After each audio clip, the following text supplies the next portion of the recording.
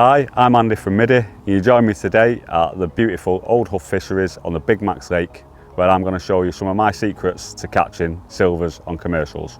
So you join us today on Big Macs, one of my favourite lakes at the Old Huff Fisheries. But this year I've been doing something a bit different. I've wanted bites, so I've targeted silvers. Places like the Old Huff and Bundles where I've been going, and I've been doing quite well. And there's a few tweaks and just rig changes and feeding changes that I'm going to show you in a minute that I think helps you catch more fish. Generally, I'll try and target two areas of my peg, but maybe a couple of lines on different areas in the same depth. So I'll have a short line where I'll feed maggots and just try and get bites all day as quick as I can. And I'll have two longer lines where I'm going to be targeting the bigger fish, the skimmers and the bream, hopefully, if they show up. And I'll feed these different. I'll have one to the left of my peg, one to the right of my peg, and I'll feed them slightly different. One I'll feed heavy, one not so much, and we'll gauge the interest from there. I'll start short. I'll feed me long lines. I'll start short, and I'll just try and catch as many roach as I can before I go and have a look on the longer lines. I aim to get to about 50 roach for £5, and then I'll go and have a look long. The two venues I've really been going to target silvers is here at the Old Huff on the Big Macs, where Mel's been running silvers matches on a Tuesday, and I've been going to Bundles at Waddington, where the silvers matches on a Thursday and a Sunday. But I have found the two venues totally different. The rigs for the Old Huff, I've been using a heavier rig on my short line, only really catching silvers in that bottom third.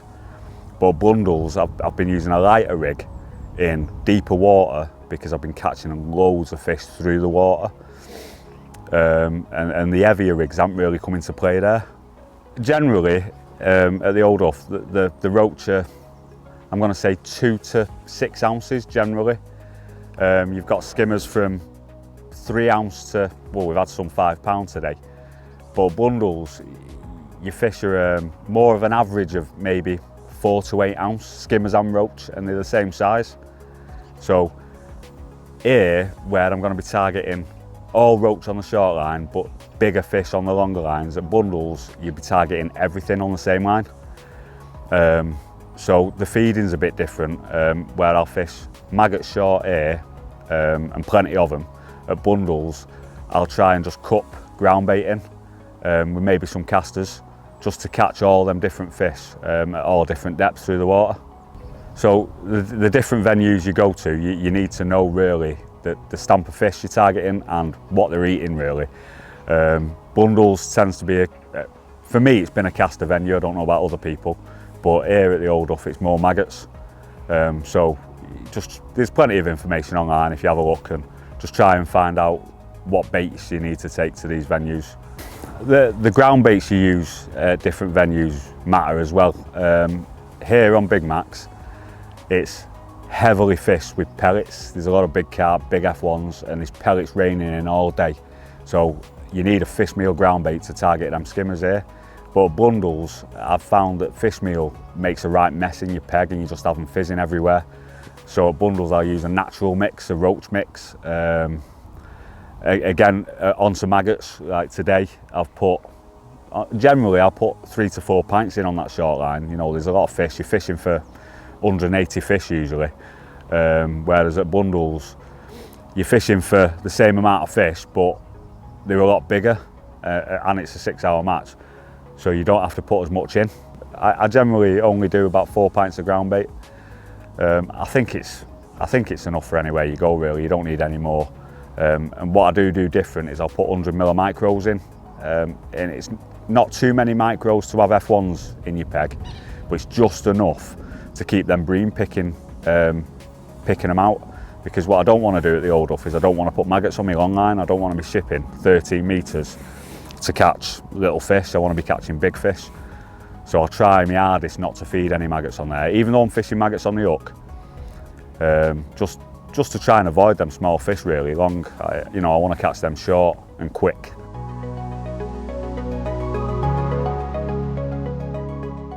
I'll show you the rigs I've used today, and generally the rigs I'll use for this kind of fishing anywhere I go. Start with the elastic. So midi high vis, 4 to 6 solid. Perfect for fish from an ounce to £5, really, as long as you take your time. Floats for today are MW F1 carbons, and the float you use makes a big difference to presentation. So if I'll talk you through it on the other rigs, but this one's they're all through the water or on the bottom rigs. So main line is 016, and then the shotting pattern is one of these tapered bulks, so I'm sure you've all seen. All slot shot, so I can move them. That's important. I won't use shot on these kind of rigs because I want to move the shot throughout the day. Going down to a hook length of 010 midi low vis to an 18's 6313 hook. And what I do is I'll start my shot off on my hook length, so it keeps the hook length straight. So that's my maggot rig for fishing short. Then I've got my rig for fishing long for big fish. Same elastic, midi high vis 4 to 6. Same float, but this is a bigger one. This is a 4x14s. Same line, shotting's a bit different on this rig. And like I said before, slot shot, so I can move it about.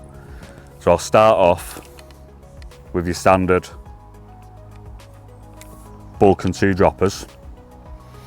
But if I feel there's fish in my peg and they're being cagey, and I'm getting indications but no bites, what I will do is I'll double bulk. I'll pull it all down to just above my hook length. So there's a double bulk, and I'll fish it 2 or 3 inches over depth. And every bite you get then, the float will just lift out the water, fish on, perfect. And then the last 2 rigs I've got set up for today is some shallow rigs on my short kits. Again, same elastics, same line, same floats, but these are 4x10. And these have got a spread shot. I've got a couple of number 10s under the float, and then 10s and 11s all the way through to try and catch them fish on the drop. So going back to what I said before about the float you're using making a big difference to presentation, the 4x14 is for presenting me bait hard on the bottom. Heavy shot, straight down, straight to the bottom where the fish are. The 4x12's version is a bit lighter, so I can follow that through with my rig to catch fish on the drop. So that'll present my bait a lot slower to the fish. And then a 4x10, I'll be presenting my bait shallow and through the water. So that's 3 different kinds of presentation with the same float, but 3 different weights of the same float. I can do anything with this float. You know, I can fish it on the bottom, I can fish it shallow, I can fish it through the water. So it's a great pattern for my silverfish fishing on commercials.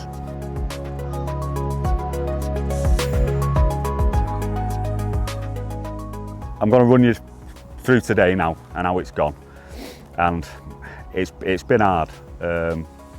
I've started the match how I normally do. I've put a few maggots short. I've fed some ground bait on both my long lines, 3 balls to my left, 1 to my right, and I've gone short. And it's been great. I've had 20 roach, 20 put-ins, and then my peg's been dead. The sun's come out, it's flat calm, it's bright, and I've had to really chase fish around my peg to keep them coming. So I've carried on feeding short. I've gone and had a look on my long line, nothing. I had a look on the one where I've fed 3 balls, and I've had a couple of small skimmers, one about £1, and then nothing. And my peg's dead, I can't get a bite.